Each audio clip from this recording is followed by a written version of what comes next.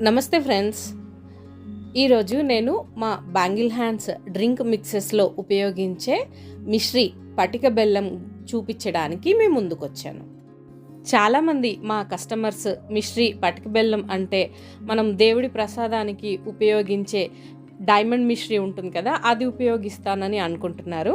కాదండి, మేము ఇలా ఈ రాళ్ళుగా ఉండే పెద్ద పెద్ద గడ్డల్లాగా ఉండే మిశ్రీనే ఉపయోగిస్తాము.